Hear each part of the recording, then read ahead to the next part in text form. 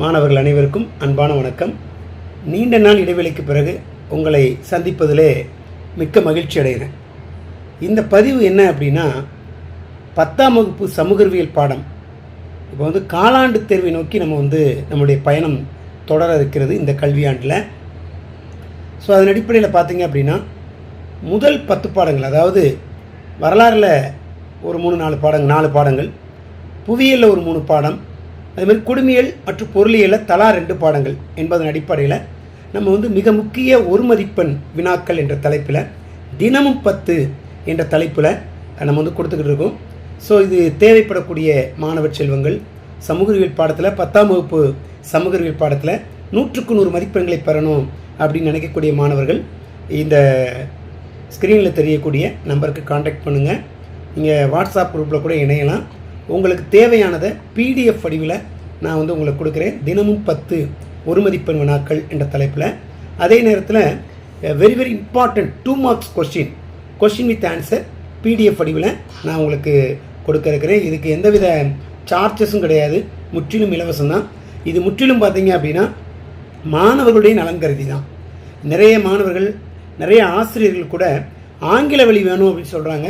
So ஏற்கனவே நம்ம தினமும் 10 நிகழ்வு கடந்த ஆண்டு நம்மளுடைய GMS Shanmuga way to success YouTube சேனலில் போட்டிருந்தோம். மிகப்பெரிய அளவில் அது வரவேற்பை பெற்றது. ஸோ அதன் அடிப்படையில் இன்றைக்கி நம்ம இதே தினமும் 10 நிகழ்வை இந்த ஆண்டும் நம்ம தொடர இருக்கிறோம். ஸோ மாணவர்கள், ஆசிரியர்கள் பேராதரவு தந்து பயனடையுமாறும் அன்போடு கேட்டுக்கொள்கிறேன். நீங்கள் பார்த்ததோடு மட்டும் இல்லாமல் மற்ற மாணவர்களுக்கும் இதை ஷேர் பண்ணுங்கள். ஆசிரியர்களுக்கும் தனியாக தமிழ்நாடு லெவலில் நம்ம டீம் வச்சுருக்கோம். இதுமாதிரி மாணவர்கள், மாணவிகள் தனித்தனியாக டீம் வச்சுருக்கோம்.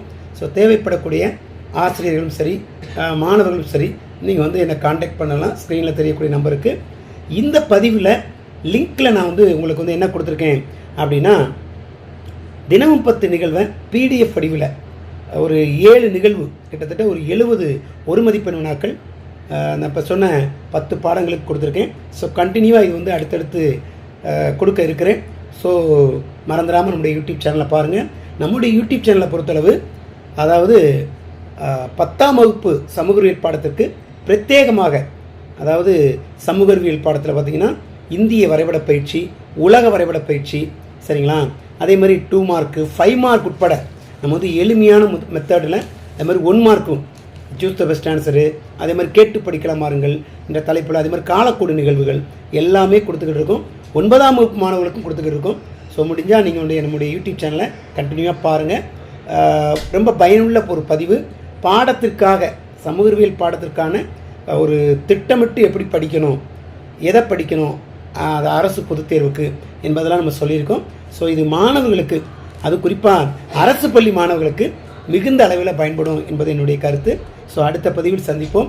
மறந்துடாமல் தினமும் 10 ஒரு மதிப்பெண் வினாக்களை படிக்கணும் என்பதே என்னுடைய கருத்து. ஸோ மாணவர்கள், நீங்கள் உங்களுக்கு தேவை அப்படின்னா என்னை நீங்கள் காண்டாக்ட் பண்ணலாம். நன்றி. அடுத்த பதிவில் சந்திப்போம். நன்றி.